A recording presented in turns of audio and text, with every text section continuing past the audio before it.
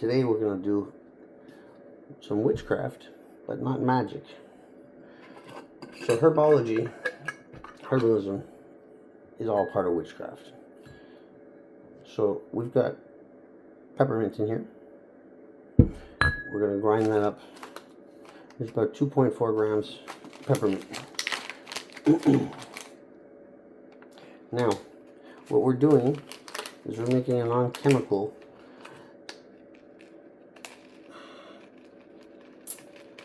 not pesticide, but a repellent, almost like citronella. It's good for spiders, flies, ants, some slugs. The peppermint is actually good for cockroaches.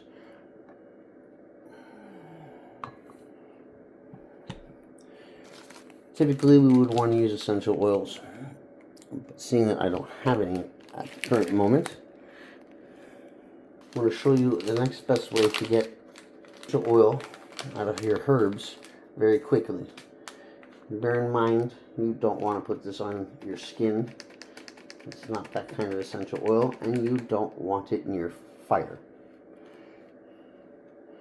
So I used rosemary. This is hispos. You can look all of them up. They are known to be deterrents, insect deterrents. But the spearmint that I found out actually has a specific chemical in it that deters the insects better than citronella.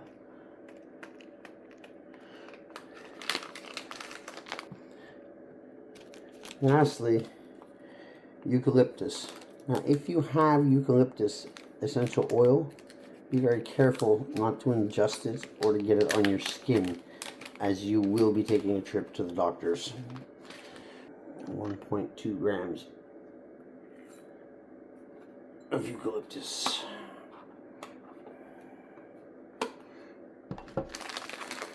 I'm going to do this quickly because my battery may die. It's also early in the morning.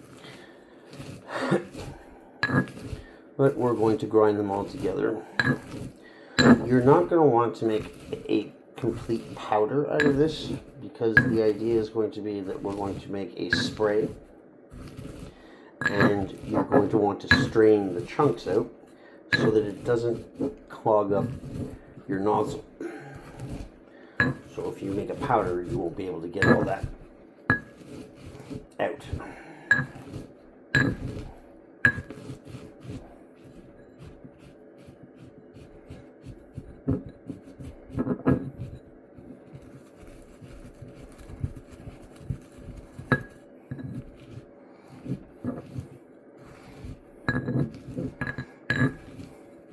Any of you smokers out there, I don't, except for cigarettes, but if any of you guys smoke weed, you could use a pot grinder.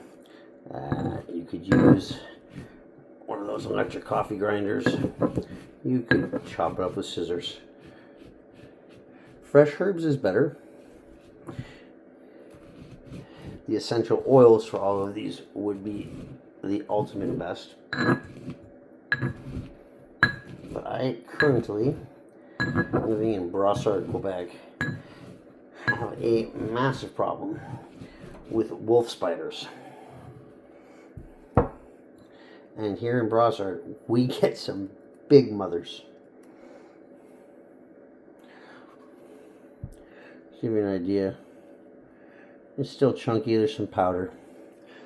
I will strain it with a cheesecloth afterwards. Now I'm going to put it into a container that has a lid. So I'm using a mason jar.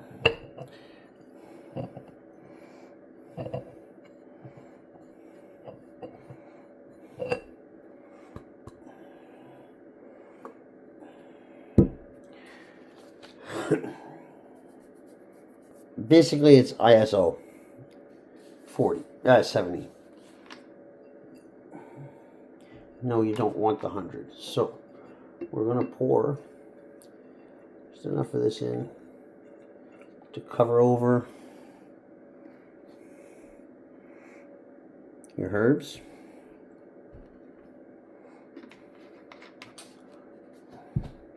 Regular old cooking oil. Sunflower oil, in this case. I wouldn't use vegetable oil, but the sunflower is fine.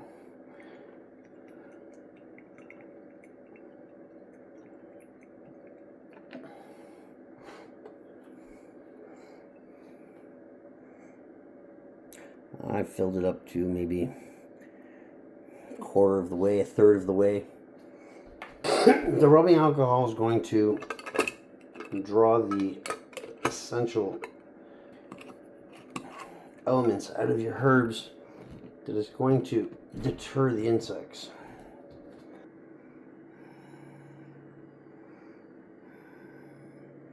If you're in a hurry, you're going to shake it. I hope it's sealed well. Make sure it's sealed well. I did this once and it flew out.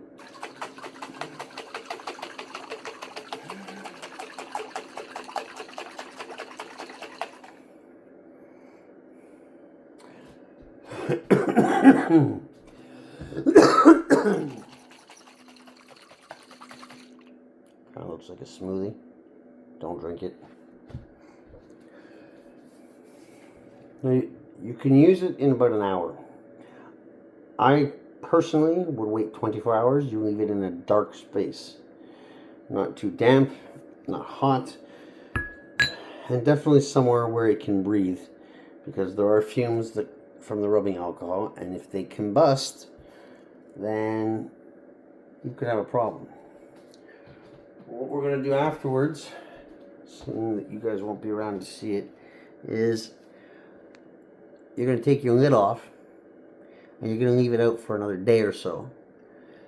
If you're in a super rush, just strain it, dump it in about 1 to 3 for water, so 1 of your concoction to 3 parts water.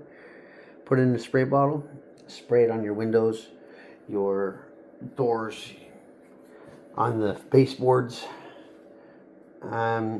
The idea here is that the alcohol will evaporate and so will the water.